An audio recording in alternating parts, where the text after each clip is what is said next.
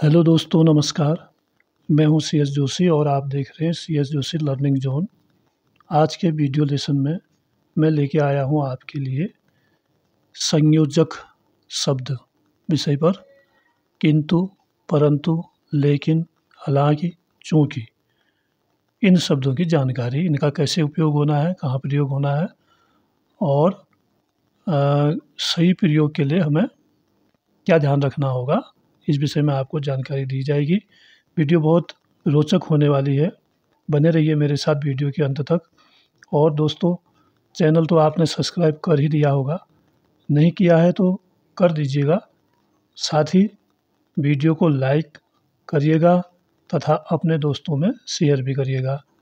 तो आइए चलते हैं आज के वीडियो में।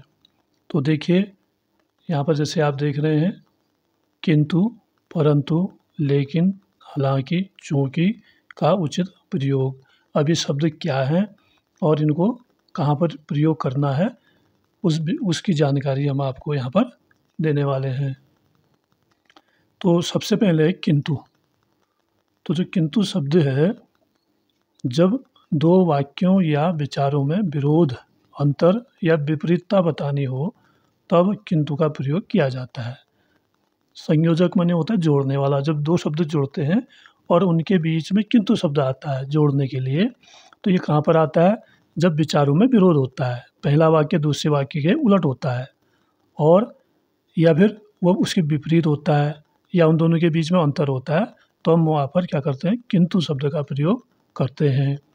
यह किसी बात के पूरा न होने पर जोर देता है। जैसे कोई बात पूरी नहीं होती है जहाँ पर, तो वहाँ पर किंतु का प्रयोग किया जाएगा। जैसे यहाँ पर देखिए उदाहरण दिए गए हैं, मैं पास हो जाता किंतु मैंने पढ़ाई नहीं की। अब दो वाक्य हैं, मैं पास हो जाता एक वाक्य है और मैंने पढ़ाई नहीं की, ये दोनों एक दूसरे के उलट हैं, तो इसमें जो है किंतु का प्रयोग किया जाएगा। ऐसे दूसरा वाक्य है, वह पढ़ाई में बहुत अच्छा है किंतु अंक अच्छे नहीं लाता है। तो यहाँ पर भी जैसा होना चाहिए था वैसा नहीं हो रहा है, अंतर आ रहा है, तो इसमें भी किंतु का प्रयोग किया जाएगा। इसके बाद है परंतु।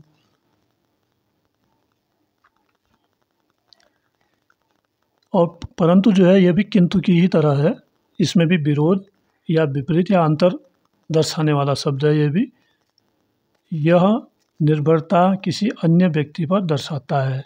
जैसे यहाँ पर एक वाक्य था, मैं पास हो जाता किंतु मैंने पढ़ाई नहीं की। यह निर्भरता स्वयं पर है, अपने लिए कह रहा है। अब यहाँ पर निर्भरता दूसरे पर होती है। वाक्य के अगले भाग में, मैं उत्तीर्ण हो जाता परंतु मुझे अध्यापक ने पढ़ाया ही नहीं। अब यहाँ पर निर्भरता अध्यापक पर हो गई है। और मैं वहाँ जाना चाहता था परंतु समय ही नहीं मिला। जाना तो चाहता था लेकिन उसको समय नहीं मिला, तो निर्भरता दूसरे पर हो रही है। तो ऐसी जगह हम परंतु का प्रयोग करते हैं।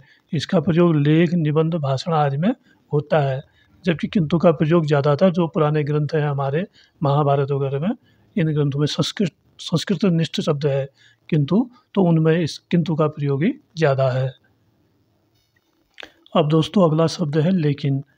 यह किसी काम को करने में असमर्थता दर्शाता है तो ये भी विपरीत या विरोध की जगह ही लगता है, लेकिन इसमें थोड़ा सा अंतर है। जैसे वह बीमार है लेकिन अस्पताल नहीं गया। वह हवाई जहाज़ से जाना चाहता था लेकिन इसके लिए उसके पास पैसा न था। तो ऐसी जगह पर लेकिन का प्रयोग हम करेंगे। फिर है हालांकि। यह भी विरोध या अंतर जताता है। इसका प्रयोग थोड़ा भिन्न है।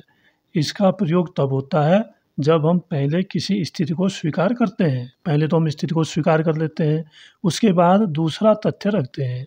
पहले स्थिति को स्वीकार करते हैं, फिर हालांकि से दूसरे तथ्य को जोड़ते हैं। जैसे हालांकि वह बीमार था फिर भी परीक्षा देने गया।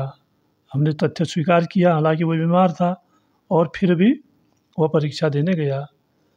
ये इस तरह के अतः, फिर भी, इसलिए ये शब्द इसमें जो होते हैं जोड़ने, अगले वाक्य को जोड़ने के लिए। यह कार्य कठिन है हालांकि असंभव नहीं। तो हमने माना कि कार्य कठिन है, लेकिन हमने हालांकि से जोड़ के क्या किया? असंभव नहीं है, अगला वाक्य से जोड़ा। उसके बाद आता है चूंकि।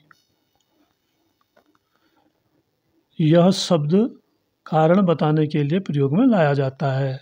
वाक्य के पहले भाग में इसका प्रयोग होता है, दूसरे भाग में प्रायः, इसलिए, अतः जैसे शब्द आते हैं। जैसे चूंकि आज छुट्टी है इसलिए विद्यालय बंद है। चूंकि वह नियमित अभ्यास करता है अतः उसमें सुधार हो रहा है। ये शब्द जो है वाक्य के प्रारंभ में आता है। अन्य शब्द बीच में आते हैं। हालांकि तो प्रारंभ में भी आता है और बीच में भी आता है। तो आप समझ गए होंगे, जहाँ पर कारण बताया जाता है तो वहाँ पर चूंकि का प्रयोग किया जाता है। फिर है संक्षेप। अब ये जो भी हमने अभी पढ़ा या सीखा, इसका संक्षेप में इसको हम कैसे याद रखेंगे। पहला है किंतु, परंतु, लेकिन विरोध या विपरीत भाव दर्शाते हैं, ये ध्यान में रखना है। दूसरा, हालांकि, किसी स्थिति को स्वीकार करने के बाद विरोधी तथ्य रखने के लिए प्रयोग में लाया जाता है। और तीसरा है चूंकि और क्योंकि। क्योंकि हालांकि इसमें लिखा नहीं गया है, ये दोनों शब्द जो हैं कारण बताने के लिए प्रयोग में लाए जाते हैं। अब दोस्तों आपके लिए एक तालिका बनाई गई है जिसको आप आसानी से इसको समझ सकते हैं और याद भी कर सकते हैं। जैसे यहाँ पर शब्द लिखे गए हैं, इसमें प्रयोग का भाव, किस भाव से प्रयोग होता है और वाक्य में कहाँ पर को बोला जाता है, और उसका एक एक उदाहरण भी यहाँ पर दिया गया है। जैसे एक एक करके हम देखेंगे। सबसे पहले किंतु, और इसका जो भाव है प्रयोग का, वो विरोध या विपरीत भाव में प्रयोग किया जाता है और वाक्य के बीच में इसको रखा जाता है। और इसका उदाहरण जैसे वह पढ़ाई में अच्छा है किंतु खेलों में कमज़ोर, ऐसे भी हम इसको कह सकते हैं, विपरीत भाव दर्शा रहा है। और दूसरा है परंतु, ये भी विरोध या विपरीत भाव के लिए प्रयुक्त किया जाता है और वाक्य के बीच में रखा जाता है। और मैं वहाँ जाना चाहता था परंतु समय नहीं मिला। मैं वहाँ जाना चाहता था परंतु समय नहीं मिला, ये इसका उदाहरण है। अगला है लेकिन। विरोध और विपरीत भाव में इसको भी दर्शाता है ये भी, और वाक्य के बीच में रखा जाता है। और वह थक गया लेकिन हार नहीं मानी, तो इस तरह का विपरीत भाव रखता है और काम वो रखा जाता है इसको वाक्य के बीच में, दो वाक्यों के बीच में इसको रखा जाता है। इसके बाद है हालांकि।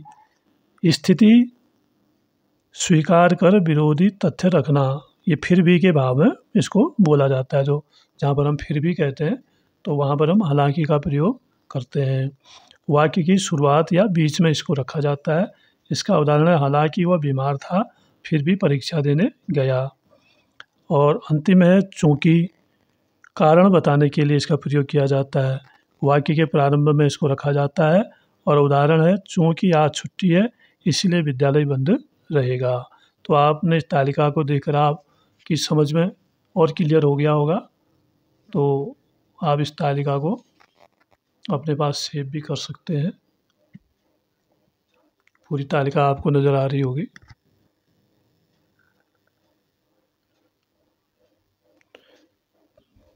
तो धन्यवाद दोस्तों, आप वीडियो में बने रहे और आज का वीडियो लेसन यहीं पर समाप्त होता है। धन्यवाद।